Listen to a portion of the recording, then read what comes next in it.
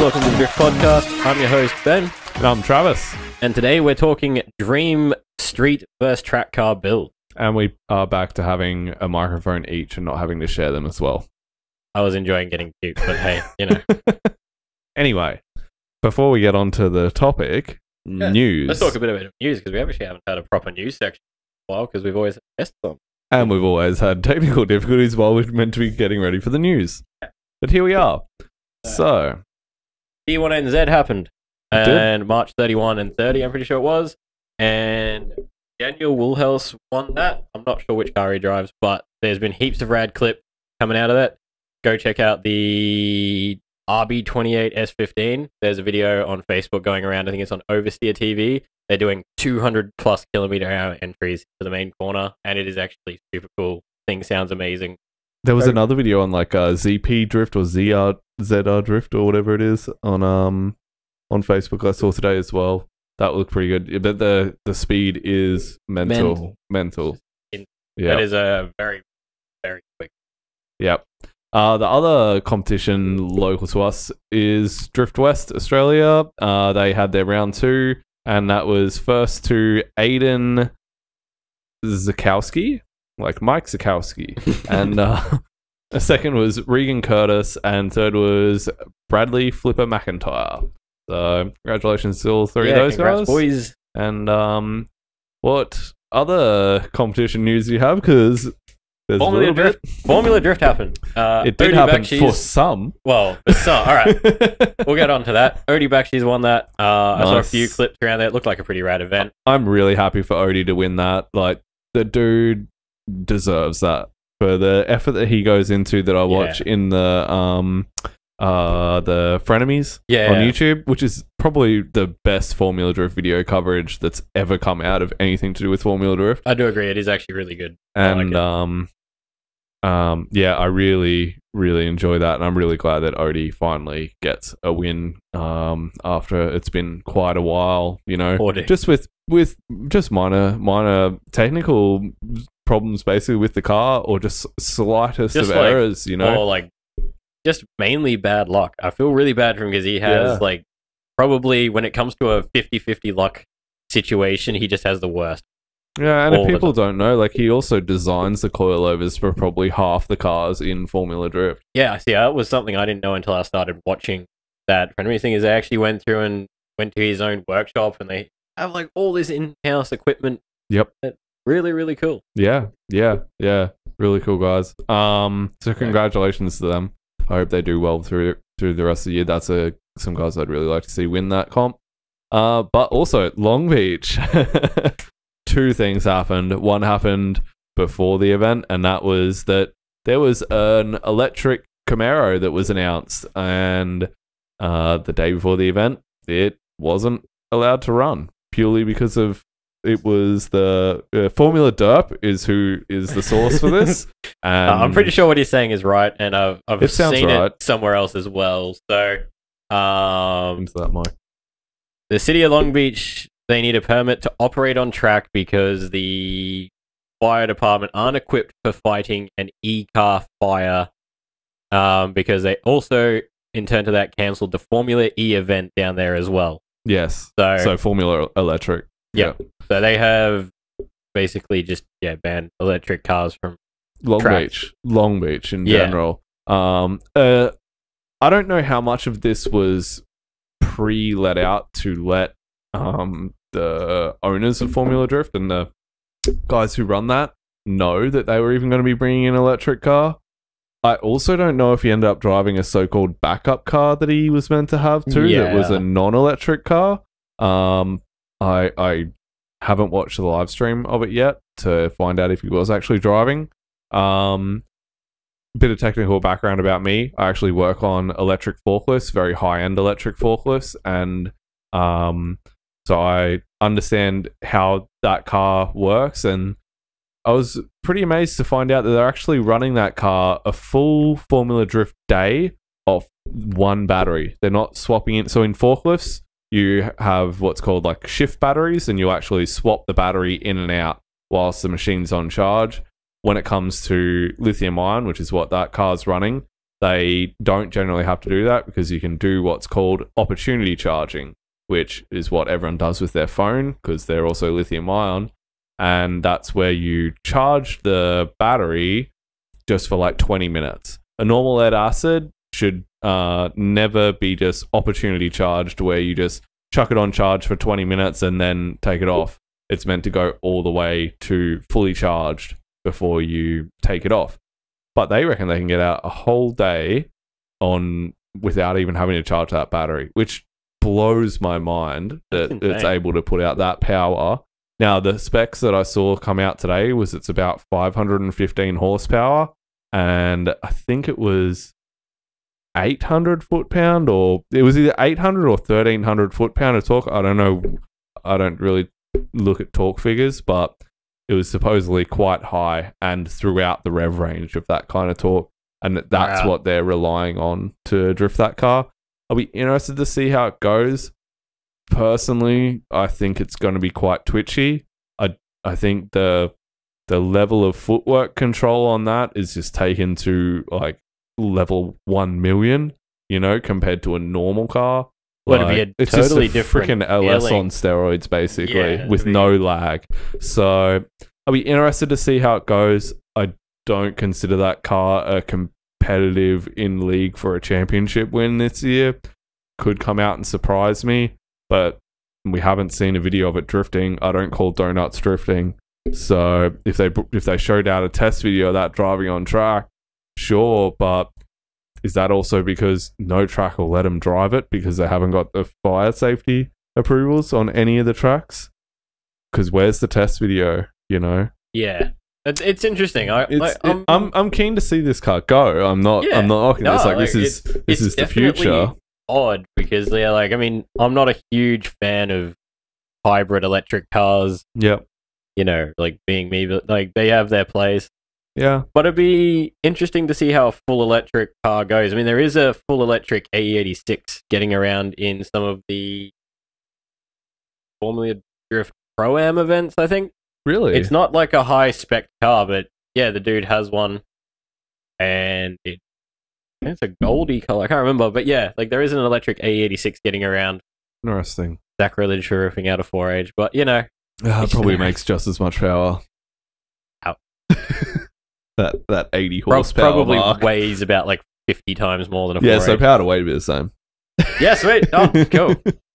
The size of that battery would actually be quite light, and lithium ion is quite a lot lighter than a typical lead acid battery too, and a lot more compact. I wouldn't be surprised if that car weighs the same or a little bit less than like an R35 GTR that's being driven by I forget his name now, but I've met him and he drives for Upgarage in the R35 GTR in Formula Drift. No, I want to say Kazuya, but I want to get him on. So anyway, cool.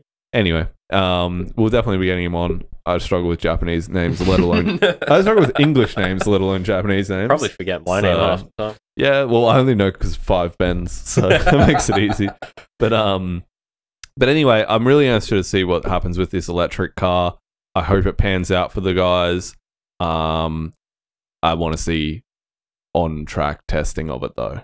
Yeah, no, it'd be... just to see how twitchy it is, because that's my biggest concern. If they can level out that throttle, which you can totally do in the settings, like on these motors, you can play with gears, speed, throttle, everything. You can level it out and make it feel like an LS, but it takes a lot of setting up to get them close to that. Like when we dial in a business, it takes a long time. So, and that's just for forklifts. We're not talking about a competition drift car here. 500 horsepower electric motor. Yeah. The other big thing that happened at Formula Drift, which I know we're kind of going on about Formula Drift a bit, but Long Beach is probably my favorite event, I think. It's an interesting track. It's actually because that's where all the new cars are. That's the Sunny event, like it's I would say it's probably for me, the highlight event of the year. But Ryan Turk. Yeah, Ryan Turk. Poor dude. Ryan Turk, man. Another dude I feel for in Film and Drift, like an Oh, underdog, bro. you know, like who can do really well. Like he He's a can good drive driver. really well. And he seems like a really genuine dude.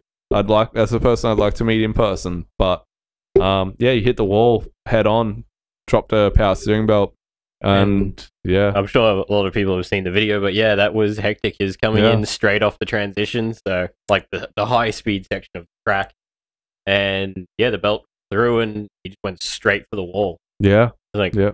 It's kind of, I think it's almost kind of lucky he hit the wall head on though. it was It would lucky be a that lot he worse hit on a where side he hit impact. too, because it was like a double tire wall, so Yeah. at least that absorbed a lot of the hit. Yeah. Because you know about hitting tire walls. Yeah, I've hit tire walls and they hurt, you know, and I was going a hell of a lot slower than he was and they hurt, you know. But yeah, he would have been pretty bruised up after that. Not a soft trade at all. So No. And Good to right on see. the first event of the season too. It's not good. But not confidence inspiring. no. But glad that he walked away. He's OG. Yeah, So- didn't get knocked out or anything because he was able to put the brakes on straight away after the hit. The amount of safety stuff in those cars, he'd probably be okay, but he would be bruised.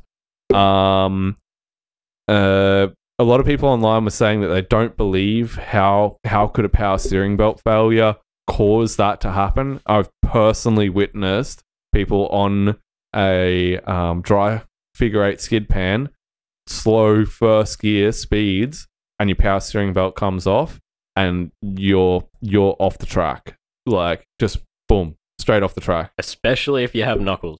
So Is- imagine what's that like on a Wise Fab Date 6 with a heavy 2J up front and a power steering belt snapped halfway around a corner in the Pro- middle of a transition. Probably like a top of third gear transition. Yeah, It's Yeah. fast. yeah, Like, it'll be third or fourth. yeah, man. I had my power steering system like spring a leak on entry at Archie, and Yep.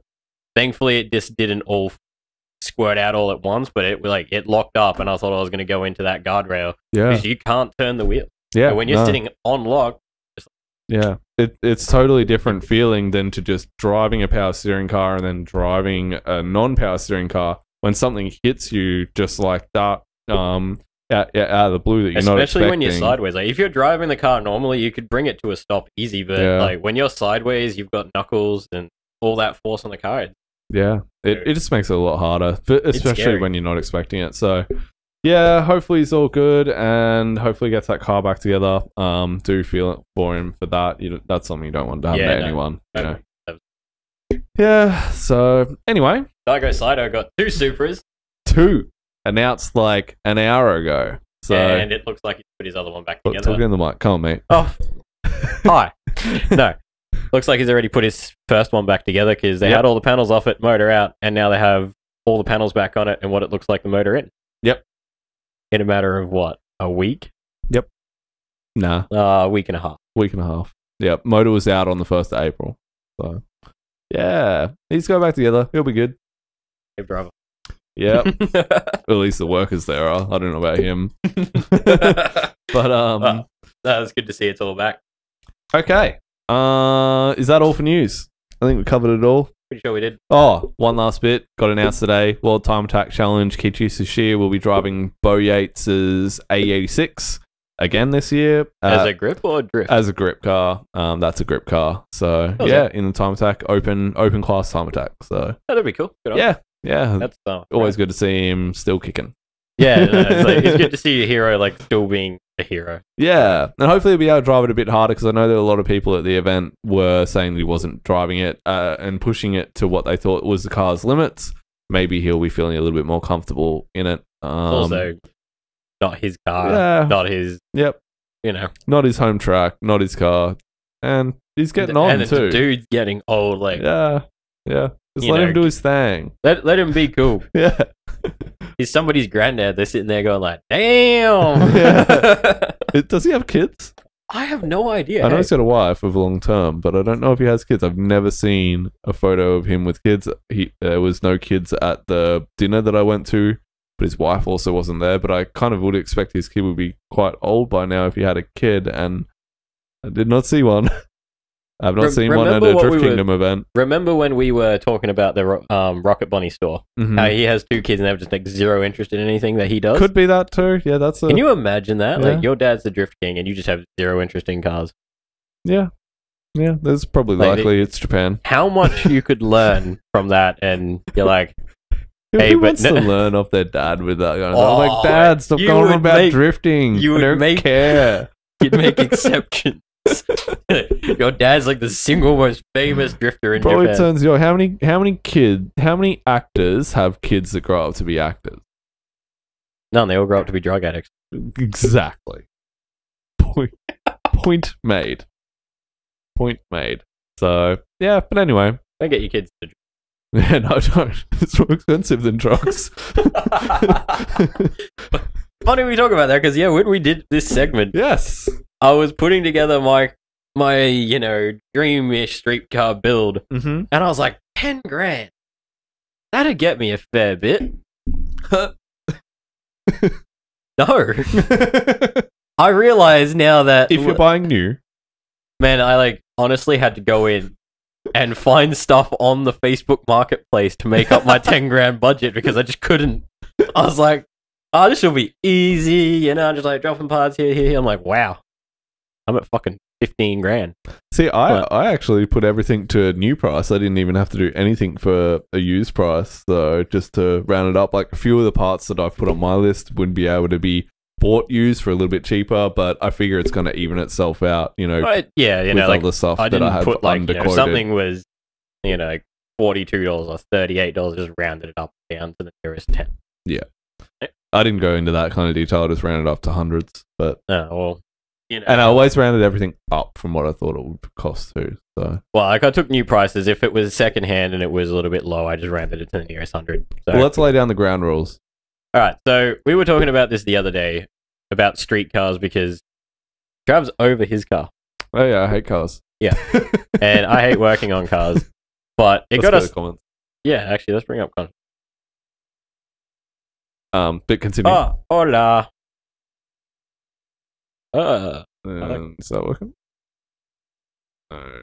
And let me sort this out. You keep Yeah. going. Shout out to Jacob for his premium Snapchat. Go hit him up.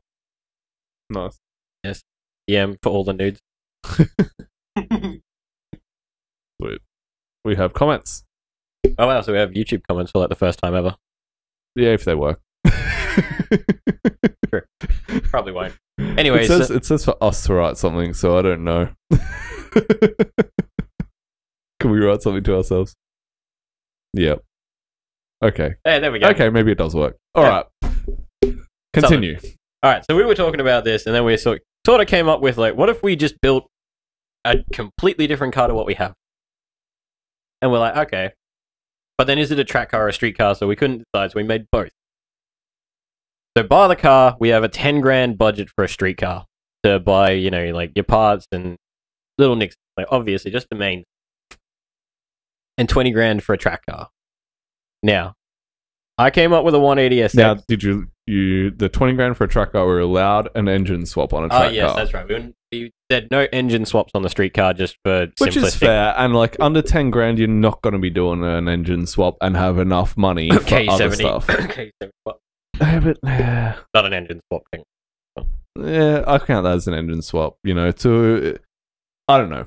This is just for the sake of an argument, basically. I don't care what you spend your money on, but I think 10 grand on top of a car that doesn't need an engine swap. And the other reason why I've said no engine swap on a street car is cars become harder to diagnose and more likely to break if you're doing an engine swap on them. And it is the last thing you want. Well, especially On if a you're street car. trying to make a street. If you're doing a track car, you can obviously just make it super simple.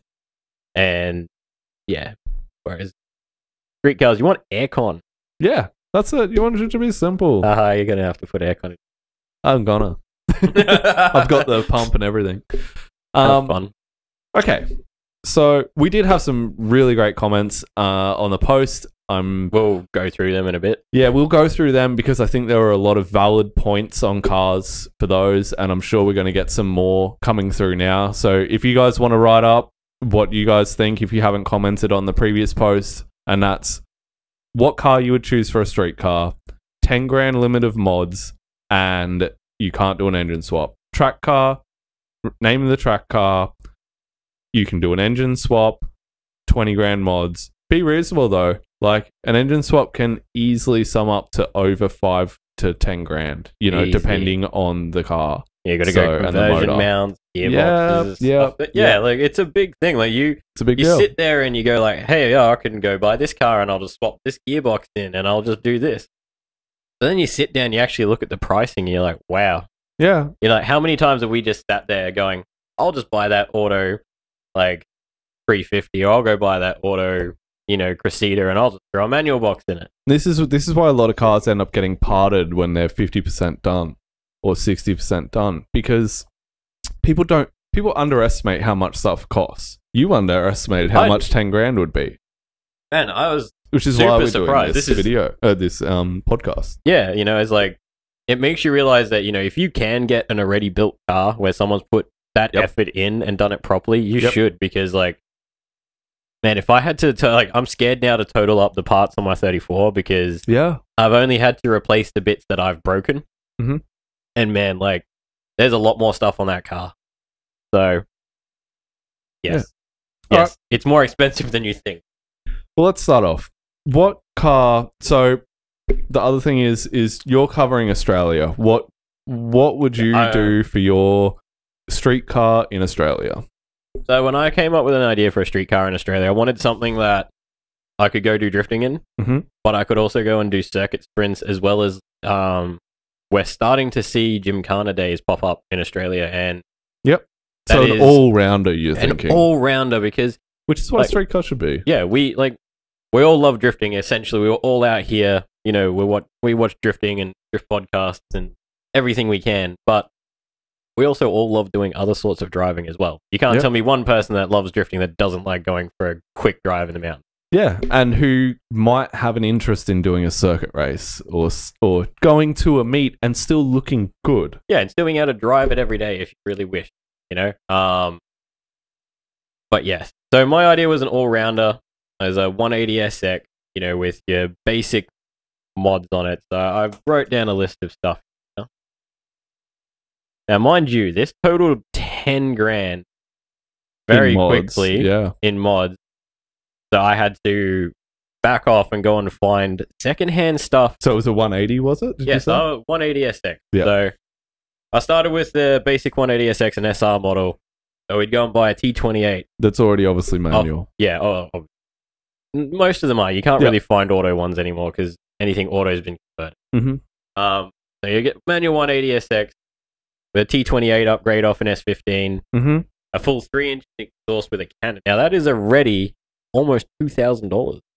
Yep. Like a brand new exhaust. Yeah, because like once you get the turbo and you buy your new gaskets and all that stuff. Well, that's if you're not buying a brand new turbo.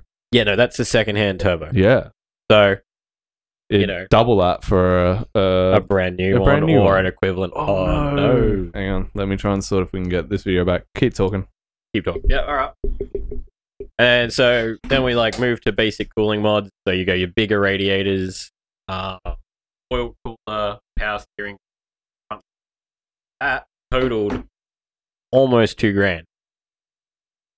So that is really weird to look at.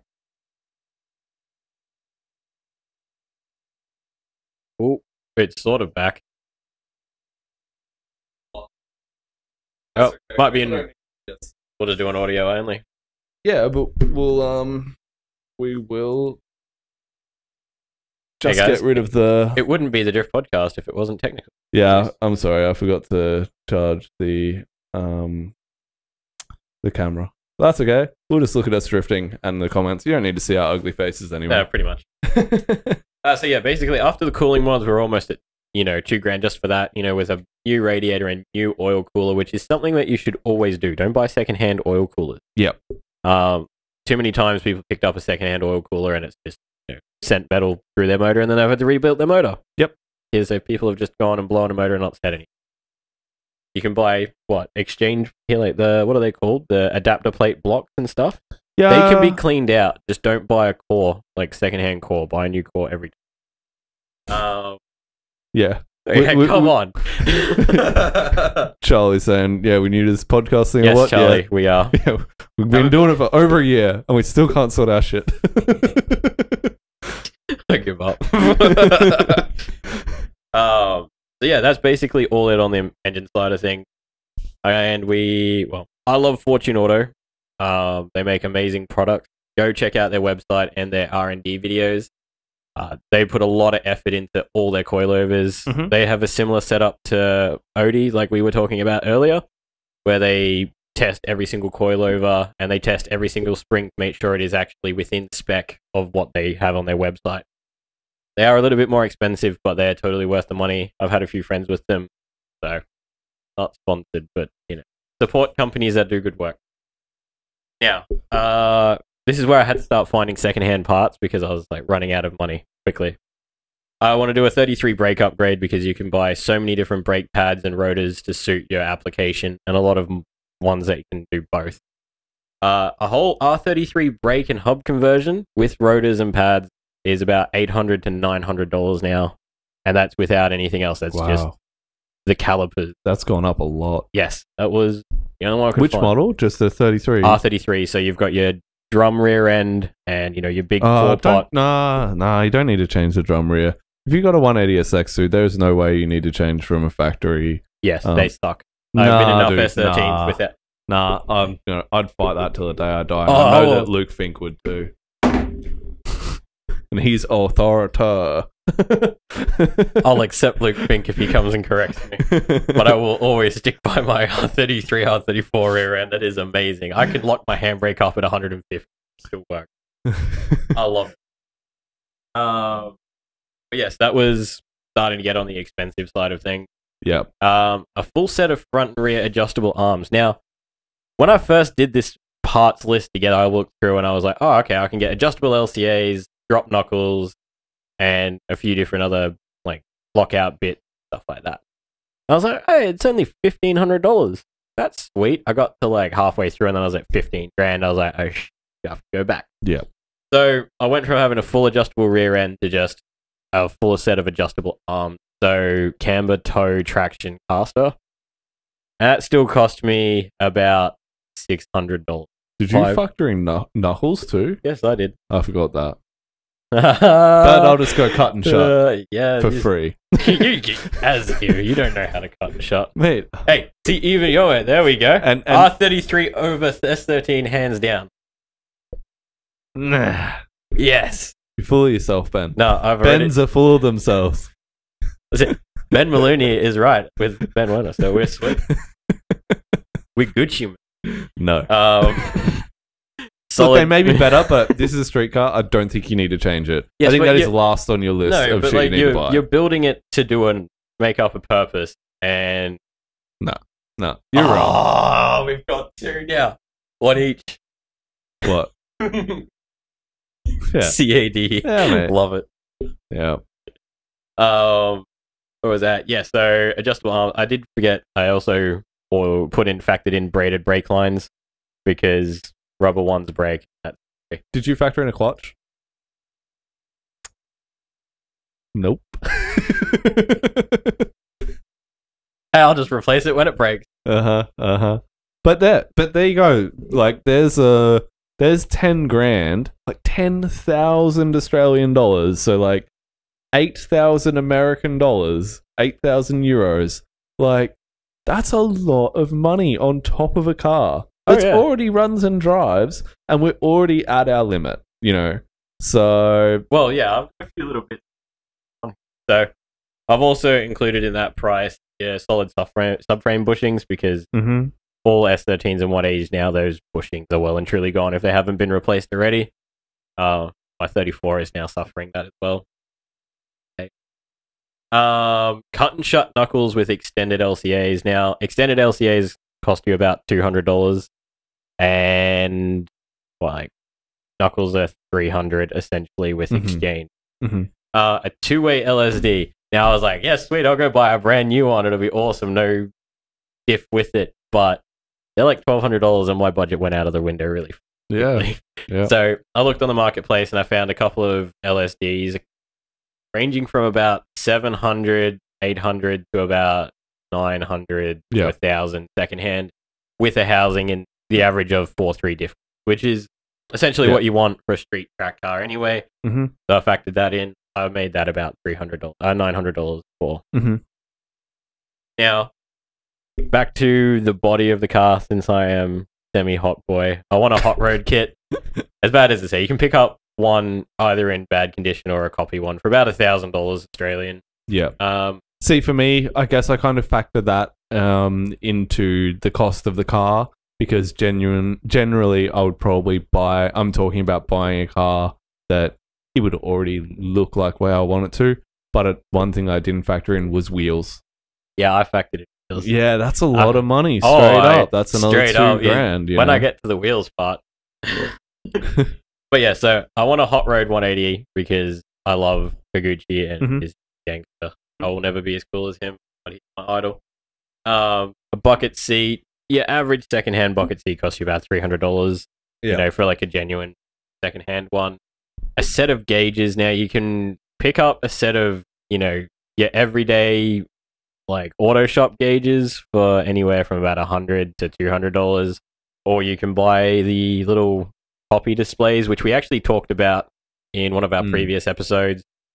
Not that we really think you should be supporting fakes. No, you shouldn't be supporting fakes, but if you're on an absolute stretch of a budget, and I know how expensive defis are, and if you're willing to put the risk on your motor, then it's better than a stock gauge. Correct. Or you can buy a set of like genuine secondhand gauges for roughly between $200 to $300, bar maybe def. But so I factored that in at about like $250 for a set of gauges. Because if you are doing gymkhana or circuit or drift, you really do need to be able to keep an eye on your temperatures, your oil pressures, and stuff like that. Because see, one thing your 10 grand in mods goes away very quickly when you blow your motor up. See, to rule in gauges for temperature wise is on my 180SX that I had in Australia and also my R32 in Japan. I run a combined oil and water temperature gauge that also covers you if your car loses all its water.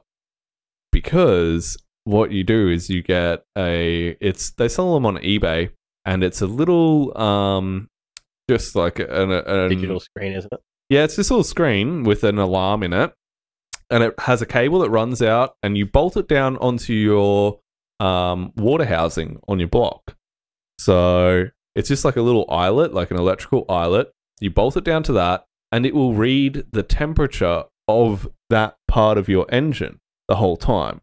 So now if you lose all your water, your normal water temperature gauges, they're not going to tell you that you've lost all your water and that your motor's overheating, and they won't heat up until they've heated up the air in there, because there's no water in there anymore. By the time it's heated up the air, your motor's cooked. So this gauge runs you up about $150, and I would run it over a water temperature and oil temperature gauge all day, every day. I would just run that. And for a general street car, for sure. And that's more than enough. It has an audible alarm that you can adjust and set. I think it's called like a engine temperature gauge. Engine temperature monitor or whatever. Yeah, I do like remember that. you sending that to me, Yeah. Also a very good thing I to think have. that's probably worthwhile on a street Even if car. you have both. You can just tuck the little screen to the side and you'll hear the alarm if it goes off. Yeah. It definitely works. Definitely works. And I think it's a lot more reliable. But in my A86, I run Amori mechanical gauges because I just want it to be 100% reliable all the time, whether the car's off or on, whatever. It's gonna be really funny when that like water line bursts up inside your car. It's not a water line. It runs just a temperature sensor that runs through a cable, and the cable like heats up and contracts, and that like pulls a spring inside the gauge, and that's how it. That's how it knows. Yeah, it's pretty cool. Mint. And then now for the most expensive single part for everything on my car. I love Blitz 03s, so I priced up Blitz 03s. New or used? Secondhand. And yeah, it was about 1.8 to 2K. So Yeah, that's pretty standard. I'd be budgeting 2K plus tires, but we're not really counting tires in this tires build. are something you're just going to have to replace. It's a It's consumable. Yeah, It's consumable. I don't include that in general cost for car. And so, what did your total come to? It was $10,000.79. Yeah, over budget, mate. Over budget by $80. All right. Well, while we're on street car, I'll do mine. And then I might get you to pull up some of the Facebook and Instagram posts while I'll tell you mine. So, I am picturing what I would get if I was living in Japan. So, for me, this is a hard choice because I could have gone a few different ways. But I actually liked your choice. It was something a bit different. Yeah. See, I think what most people would think is, if I go to Japan, I'll buy a JZX100 or I'd buy an S15. That's a pretty smart choice, you would think. But they are getting real expensive because America is just about to import them and they're all getting used for drifting over there. So buying one of the cars that is very sought after will cost you a lot on a street car. And then the panels and stuff are getting rarer and rarer on those in comparison to some other cars. And I thought, well, why would I go to Japan if I was going to get a car that I could just buy in Australia, as well? So for a reasonable price in Australia. So got me thinking, and I've settled on a JZX81 Mark II. We can't import these at this stage. Hopefully, with the laws that change at the end of the year, we should be able to import them. But for the moment, we can't. And there is a couple getting around. There's a couple, and we get the diesel one. It was the diesel one. No, see, they were in the grey import stage too. They're not actually eligible for import. Okay. Yeah. Unless they're a pre-89, yes. My friend's one was like. Yeah. I was like 88. So I'll get a JZX81 Mark II. Now, they come with a 1JZ GTE. You can get the manual, and they're the twin turbo variant of the 1JZ. Now, I'm ignoring the fact that motor is old because you're also ignoring the fact that motor is old in an SR20 that's been beaten to hell by some P-plater. Yep. So, turbo miles are not P-plater. If you're in New South Wales or if you get an exemption, buy P-plater. So, yeah, you have to take that into consideration. It's a 1J, so it's already good power. It's already manual, and they're already good-looking cars. I'd probably have a black one if it was me. If we're going to get right into it, so my list is pretty short, but I did forget wheels and I did forget knuckles. Knuckles, I would just do cut and shots for free, and because YOLO. You have mates that'll do it. Yeah. They'll be like, I just call up Angelo in Japan and be like, "Oi, come on, let's make some knuckles." But wheels, that's a cost I didn't factor into this. But I also factored everything that I'm buying off this list is brand new, and a few of those parts I get cheaper secondhand, and I'd put that down to wheels. So I'll start it off at $1,200 on coilovers, which is a pretty normal rate for a brand new set in Japan, I would imagine. Because obviously we're not paying for shipping to get them to Australia, so everything's a bit cheaper. $1,000 for a 2-way LSD, $1,500 for a Saito roll cage, steering wheel and a shift knob, $300. That's probably the only thing, is the steering wheel would be secondhand at that price. Boost up would just be a fuel pump and a manual boost tee. I recommend getting the boost tees that you buy on eBay that are T style boost tee. It's a ball bearing and a spring, and you set the spring tension is how you adjust your boost, and it's not the clicking ones. You actually have to manually set it. That is I had one of those type. It's not a bleed off. It doesn't actually bleed off. That's the difference with them. They don't have an air bleed off hole. They just run on spring tension, just like they do on a hydraulic valves and stuff like that. If you had a hydraulic valve that was bleeding off, you would have oil everywhere.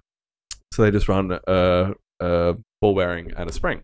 I might then show you a picture of mine. Yeah. 'Cause I couldn't get mine to work, Okay. but I had similar to that. And fuel pump, I would just chuck in like a Walbro 255. Exhaust, $1,100. That's a brand new price. Front mount, $500. That'd be between $500 and $600. Bucket seat used would be about $300.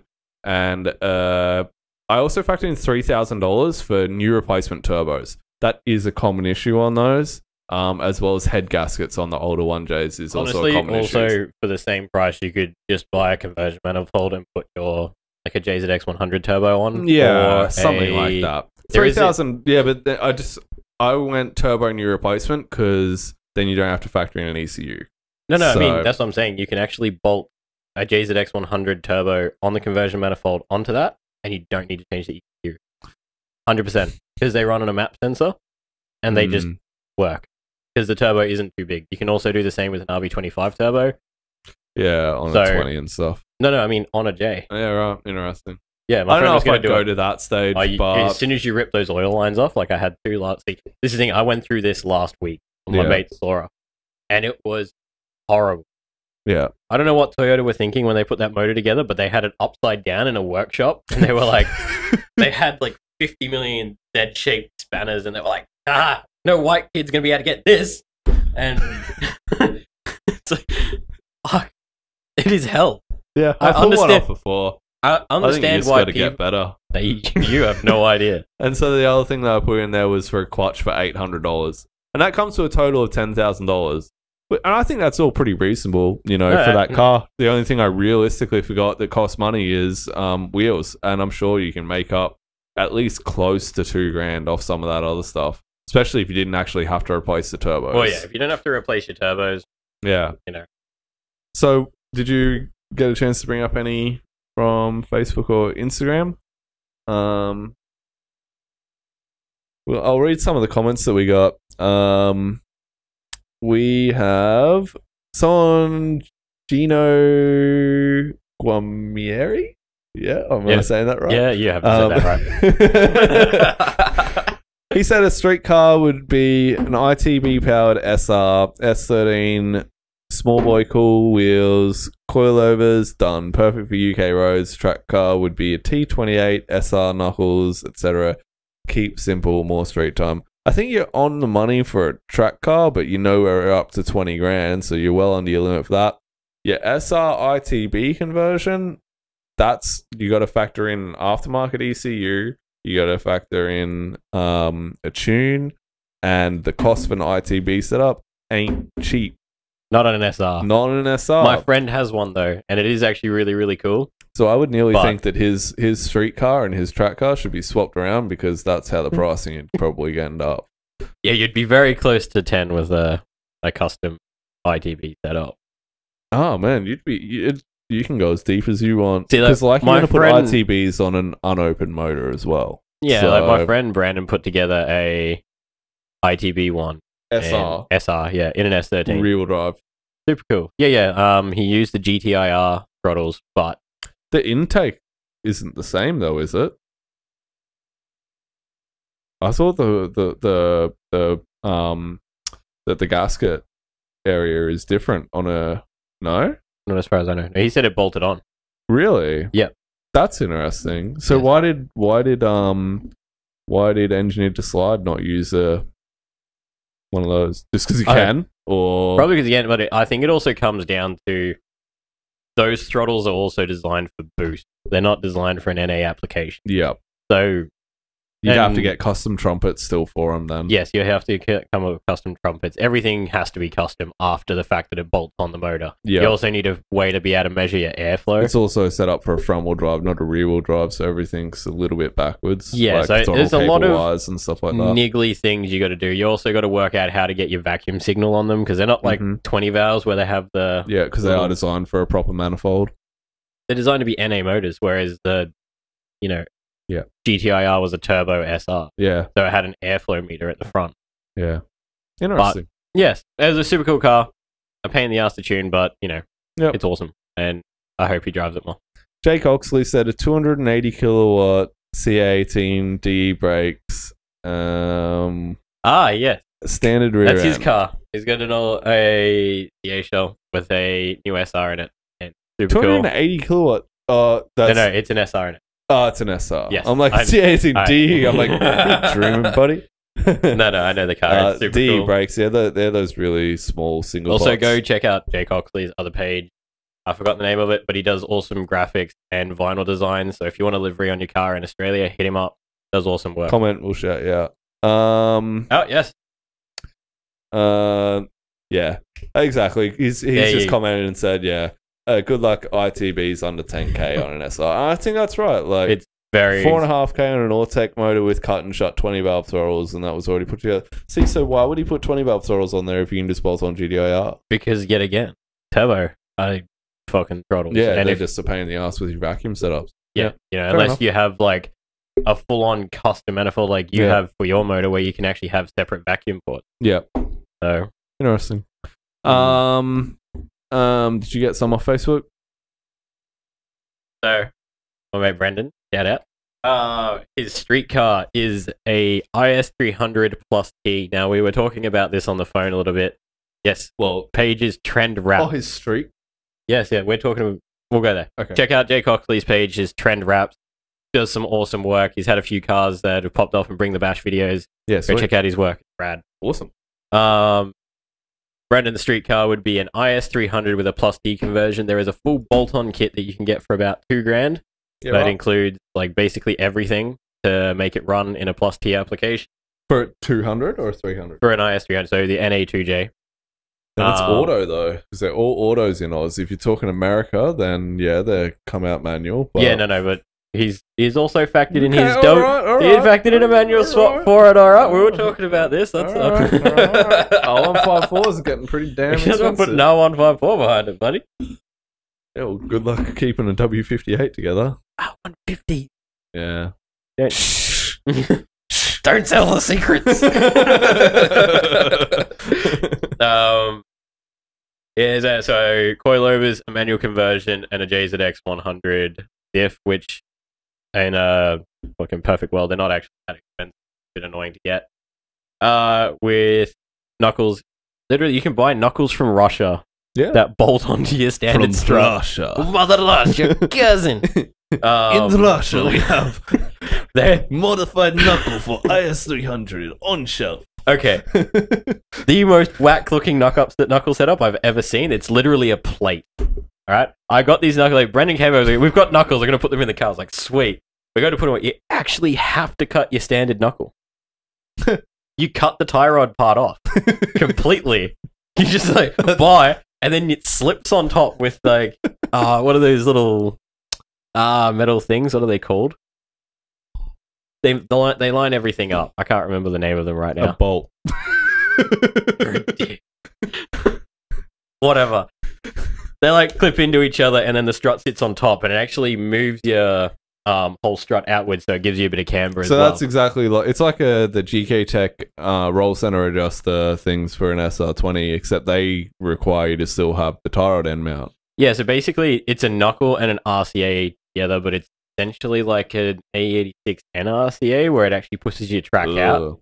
but it isn't actually moving your pickup too far. So your pickup point stays where it should be, and it just moves your LCA. For all people with A86s, don't buy an NRCA. Really do not buy I them. can't even say it. Don't buy it. Yeah, just never, ever go down. Yeah, it's like But yes, they cost absolutely no money at all. I think it was like $150, and they shipped them to you. And they were here within like a week and a half from Nice. Russia. nice from So- Russia. Russia. I'm surprised customs did not stop them because, Russia. What's it like that dude going around viral where he got his piston drilled through looking for That was in the drugs? group. That was I saw that pop up, and then it just started popping up on every single page afterwards. I was like, wow. old Are we zip talking? ties. No, we'll do track cars after. Yeah. Charlie posted up as a street car, an RA65 notch, just with your basic everyday mods like knuckles and Okay. some cool wheels, which would be really rad. I don't see many of them getting around. Our friend from Hungary would like a 1UZ Sora with a manual swap and an LSD of some form with coilovers as his drift car Mhm. or street car. Our friend Ben S13 SR20 with a TA28 due to tune, and the rest is on budget suspension. So, approximately my car that I wanted. Where is it? Aaron posted up as a S15 or S13 with minimal engine mods, like a T28 at 14 pound with a front mount, a 3-inch exhaust, 4.3 two-way, burst knuckles, adjustable arms, and new coilovers. I'm guessing a subtle body kit, Vertex or similar, with 17-18 staggered monoblock wheels. They're like grippy but fun setup, basically. Should be cool. I'm not sure. What's the Streeter F6? That's a Falcon F6 Typhoon. Cool. Andrew Cale says Streeter F6 with 10K will see over 600 horsepower all day, every day, and a set of coilovers plus standard lockers, so you can definitely have a lot of fun. Yeah, they're an interesting car. Like, my neighbor, he's racing at Roll Racing, and he's versing MDS Fab with a Stagia with a Barra swap, turbo Barra swap. Now, it is factory ECU, upgraded injectors, boost up to 10 or 12 psi, I can't remember the amount, 500 horsepower. The only thing that's done to inside the motor is valve springs. Yeah, just the valve springs. Just valve springs, tune on the factory computer, and injector upgrade, and only boost up to like 10 or 12 psi, which is easily what that factory turbo can those take. Factory turbos 500 horsepower at the rear wheels. That is like a really solid motor. I don't understand why we haven't seen one of those in Formula Drift, because that wouldn't be hard to build up to 1,000 horsepower. They're not in America. They're not a local Yeah, engine. I know, but import them. No. Neither's a Ferrari. Well, I guess Yeah, but they that's a kind cliche. of get them there. But- Yeah, like it's a cliche thing. Whereas readily available stuff. Okay, so I watched an episode. Haltech put it up.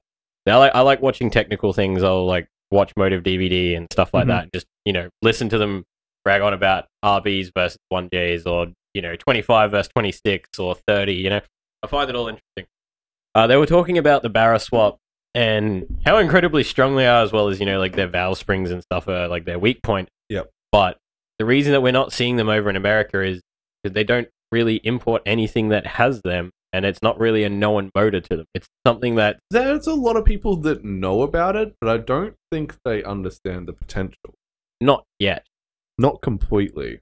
I feel like They it haven't will been come, and that's exposed to the potential. But in Australia, Barra swaps aren't all that common. We're still like, No, it's there's- just a Falcon.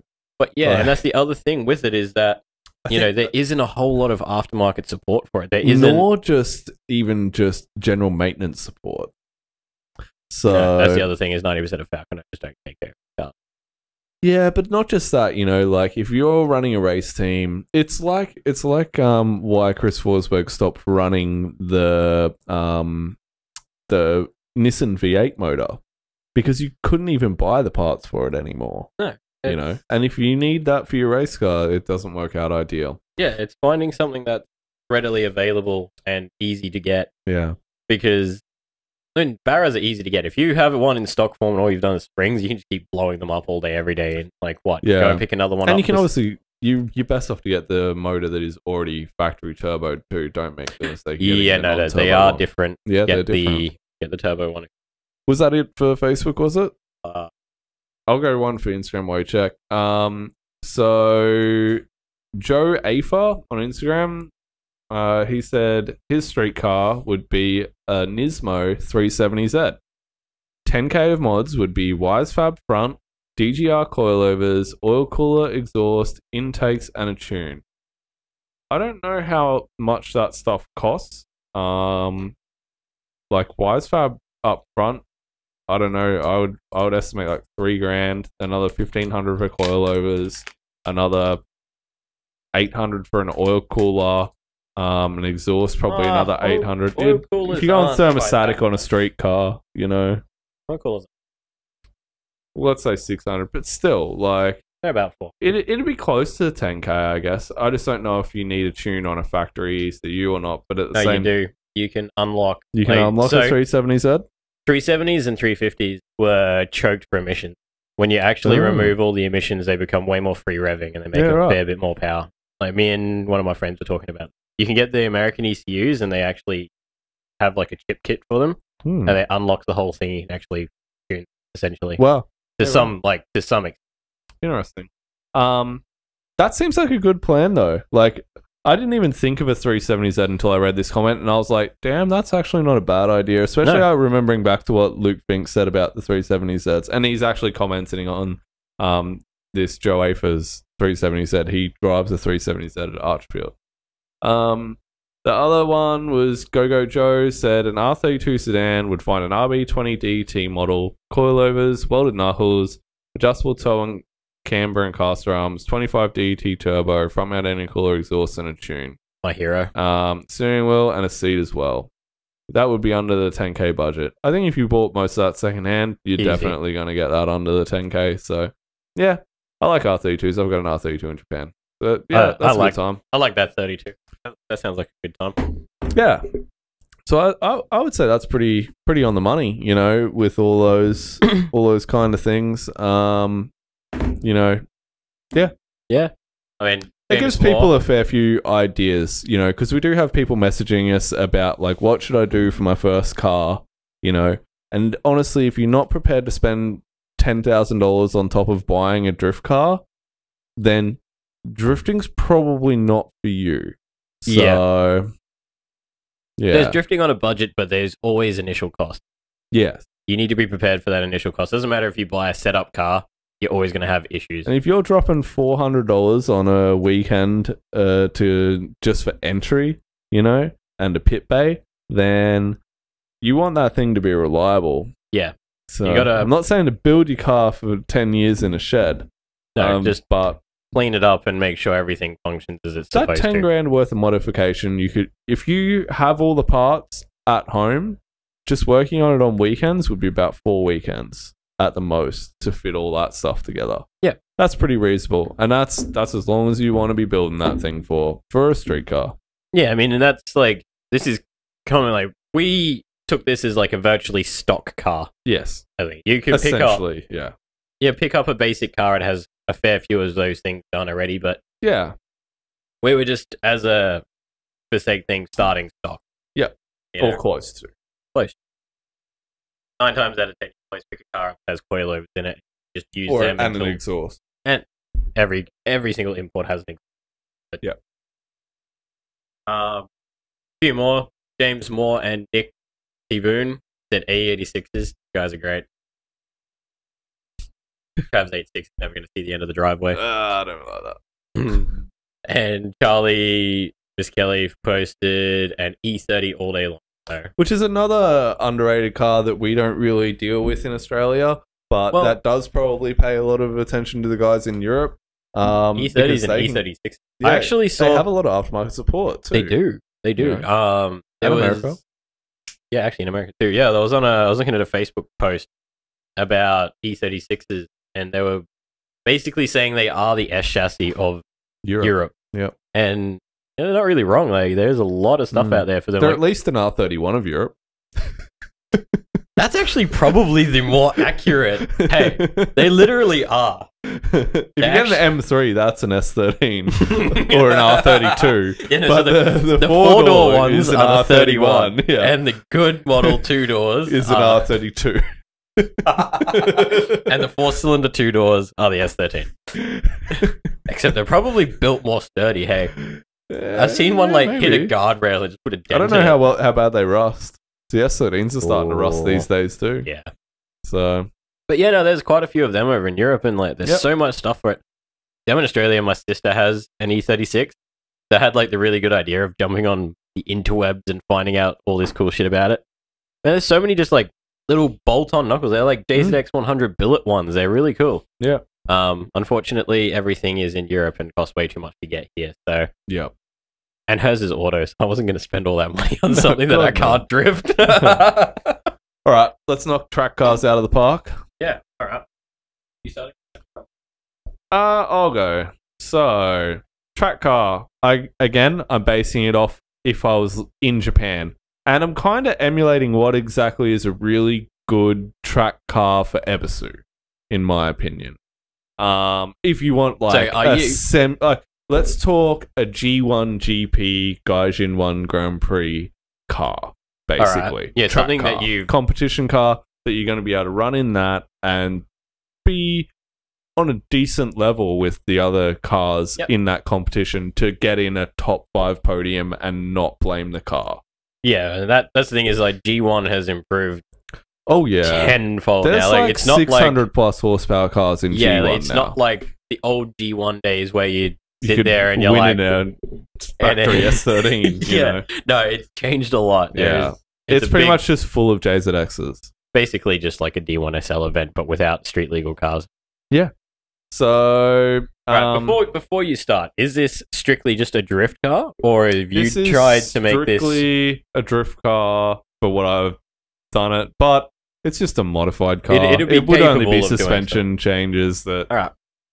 So again, I forgot wheels. But Yeah, I didn't include wheels on my yeah, car build either. But you know, that's just a part of. If you're going to start off with a shell on this car, you're probably going to. I'm judging this that you're going to be buying a really nice shell that's ready to go with wheels.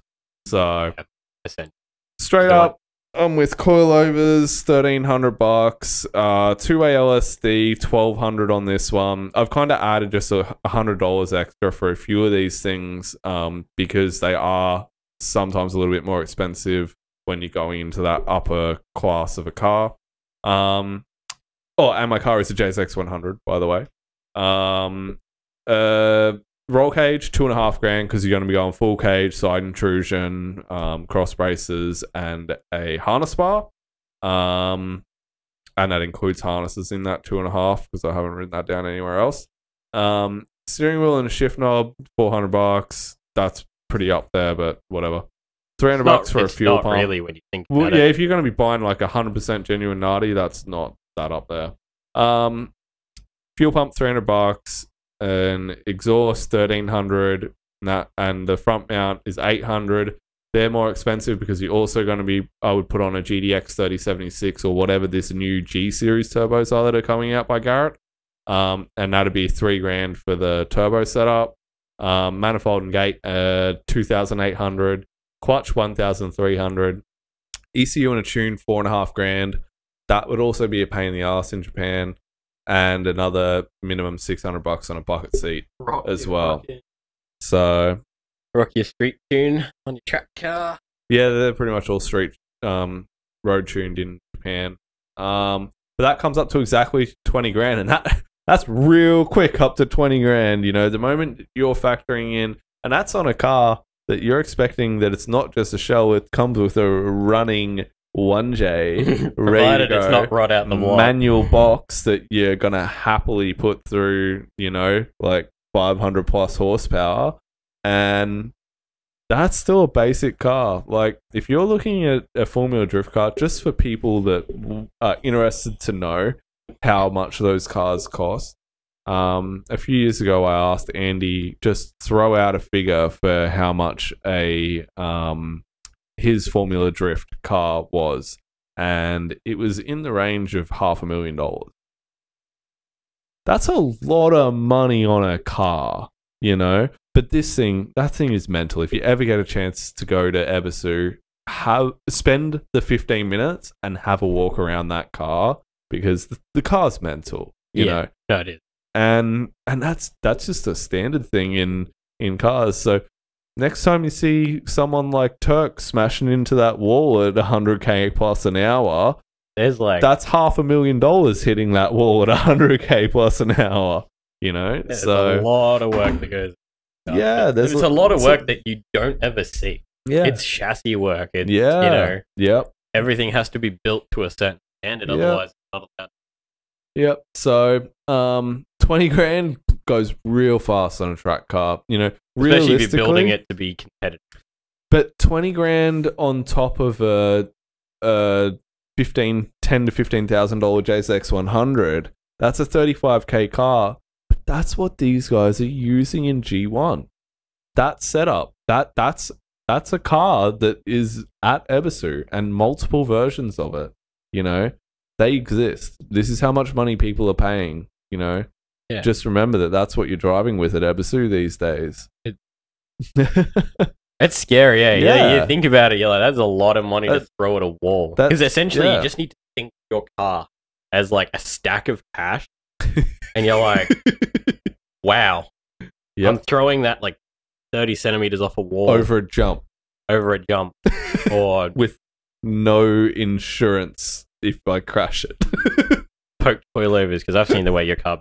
But yeah, it's just it's scary. It's something to think about, you know. Like, and I think I said it a couple of episodes ago. Like, if I hadn't spent the money I had on cars over the years, I could go outright and buy an R35 GDR with cash.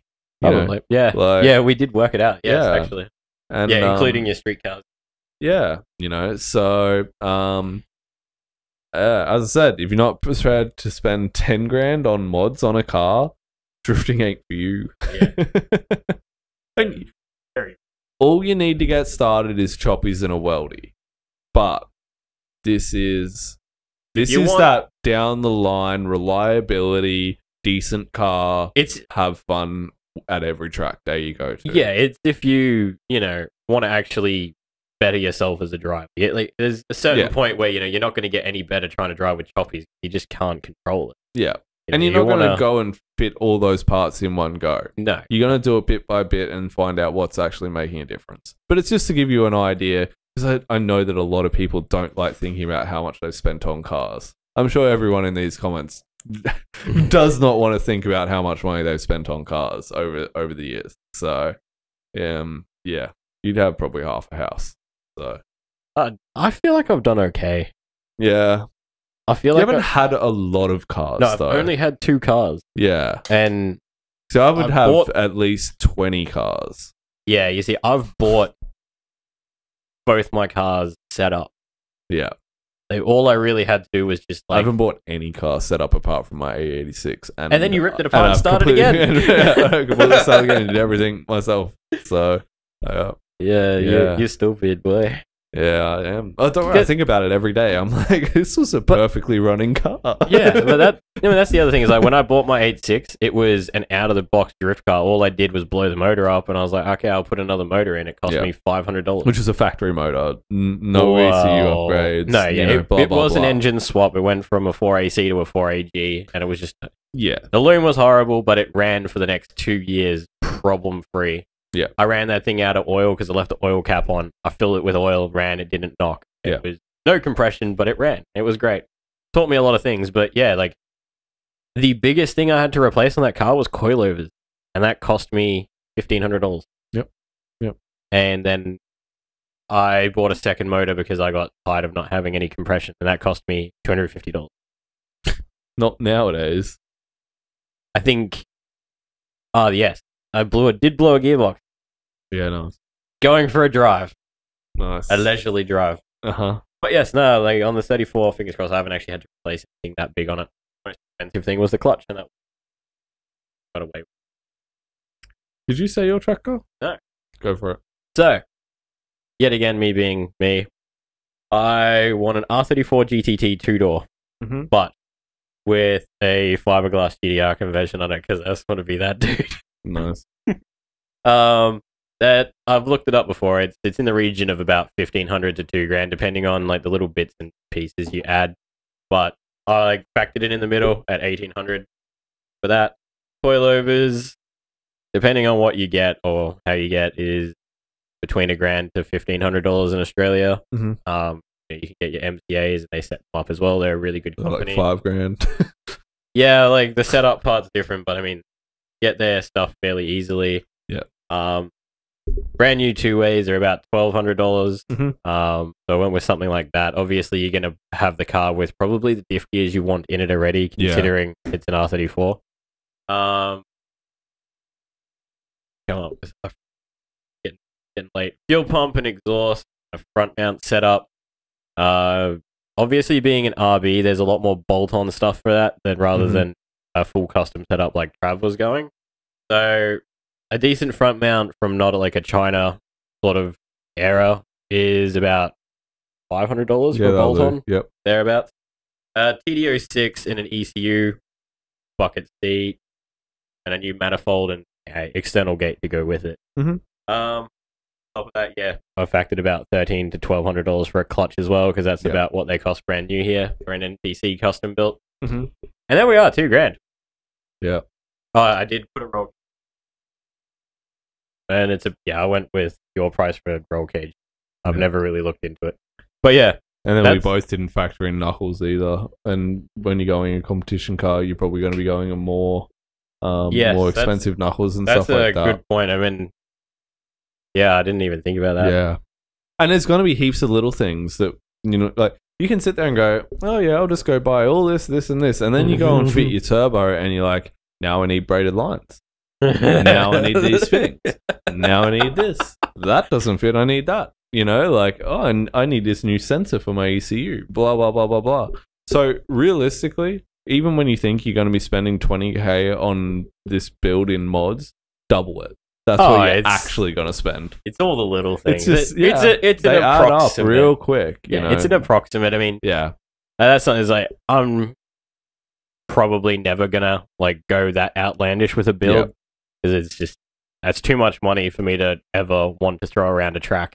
Yeah. I'd rather go Unless and put someone that on. wants to sponsor us. Hey, I'm open to throwing other people's money around a track really close to walls. Hit us up. Me and Brendan are driving Matsuri.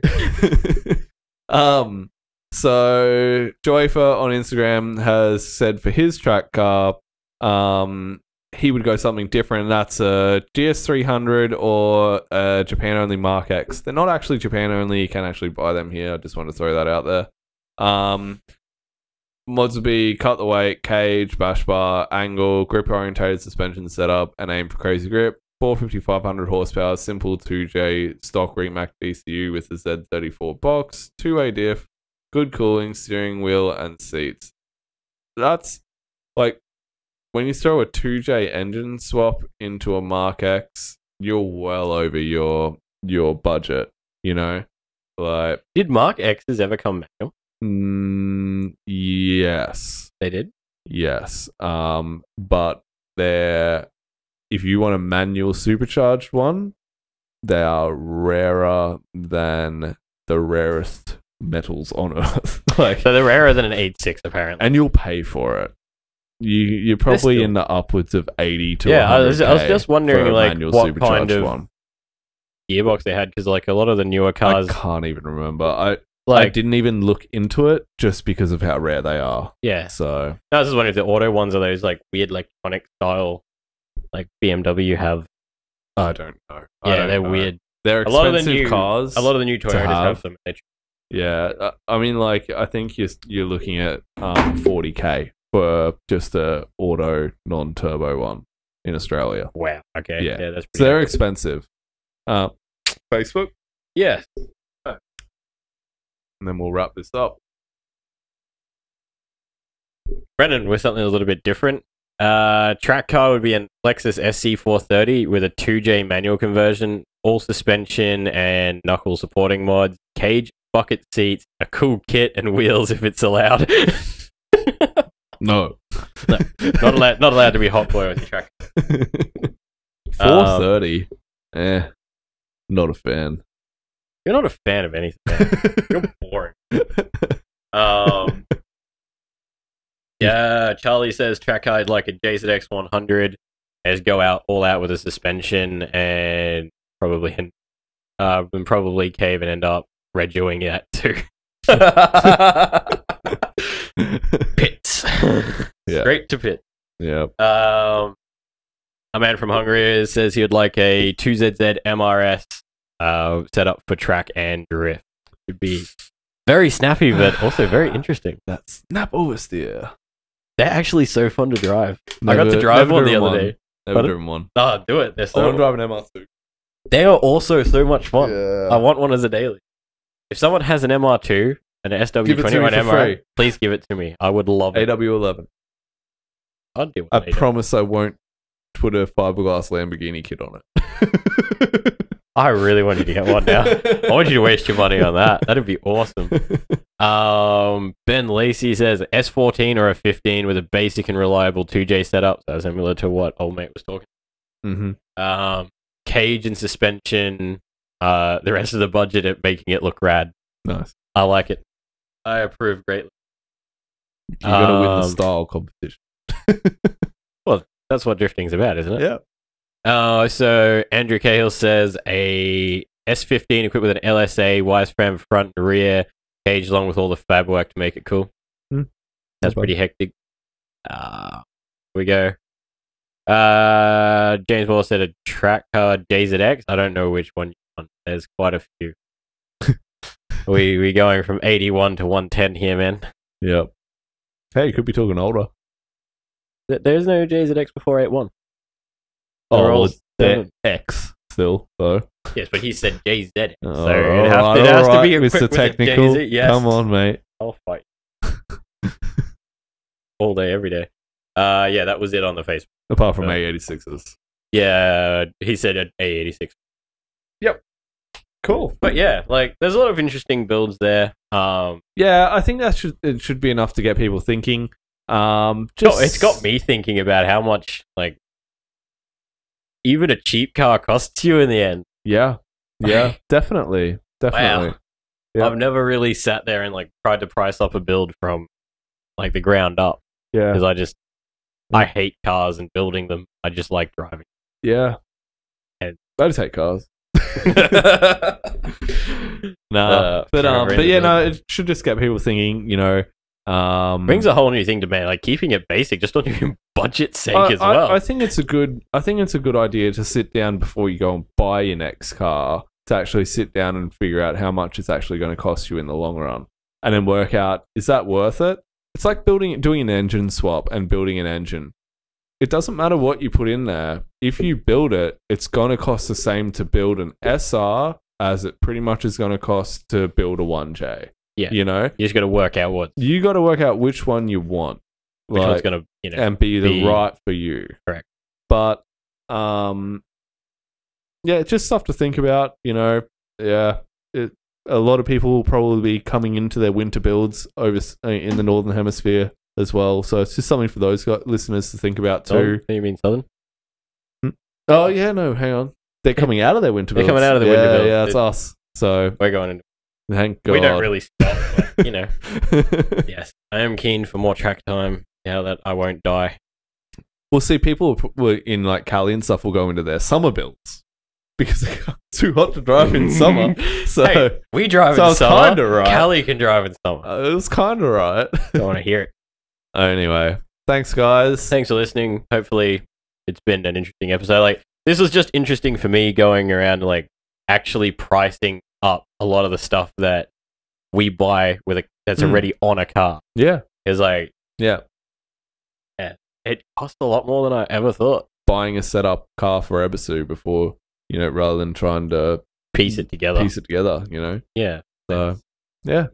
Yeah, definitely something to think about. Yep, and yeah, have fun to the guys that are going over to Ebisu in a couple of weeks as well. Yeah, the Dory Minardi guys are still there going over there and stuff, so it should be a good time.